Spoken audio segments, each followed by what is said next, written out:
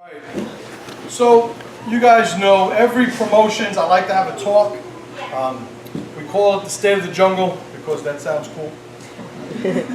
But I like to take the opportunity to have everybody in front of me to just share my thoughts on things that are connected to martial arts, things that are connected to us specifically here at the Jungle Gym.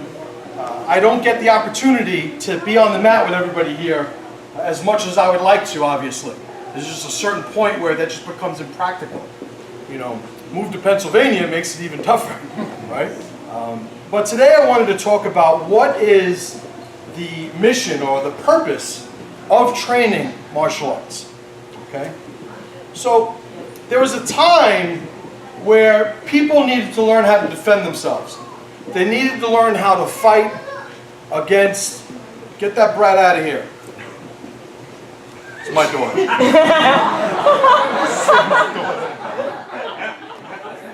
Everyone's like, MC is a savage.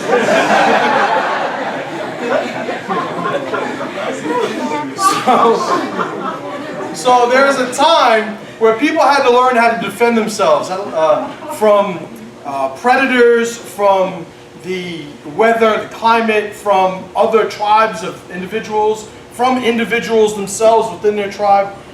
The need to learn how to navigate reality became something that people had to sort of pay attention to, had to study, had to establish skills that they could build upon. Well, very early on, that started specializing itself.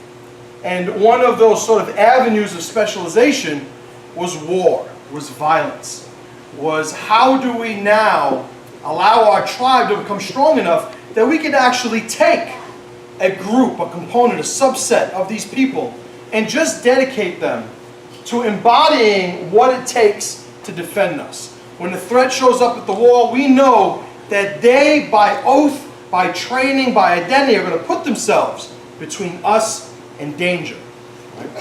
And that is what the warrior class is. That's what that role is. So we move down the timeline of humanity, of people, of socialization, or society, civilization.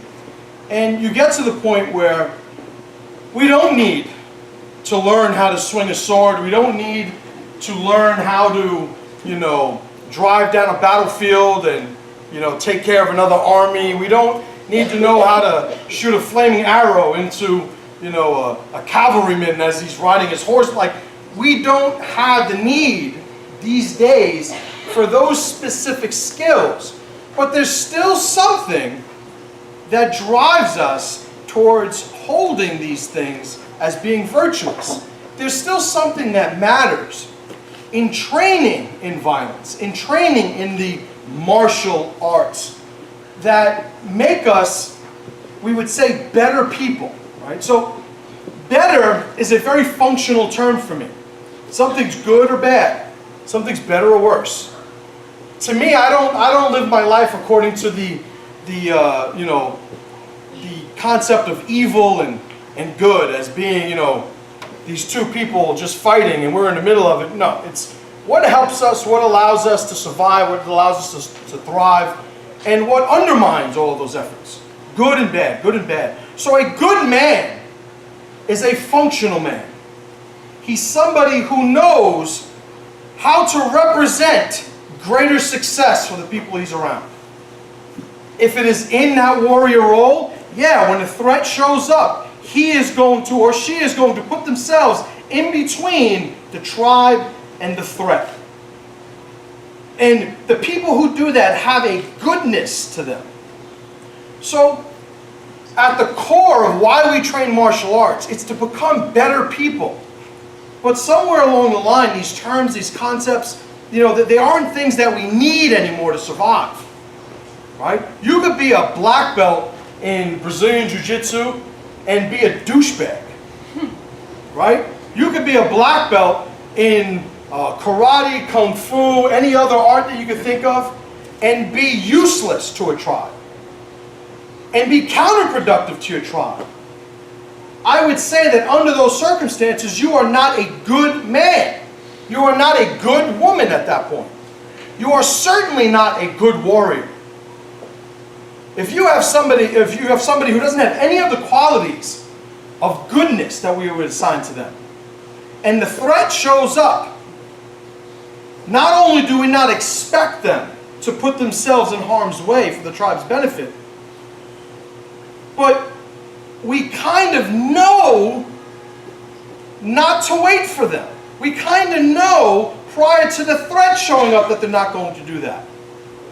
So one of the things that's always been a very, what's the point of all this I'm talking about? One of the things that's been a very, very hard pill to swallow for students of the Jones Gym, students of mine, is that I don't care how good you are at throwing punches.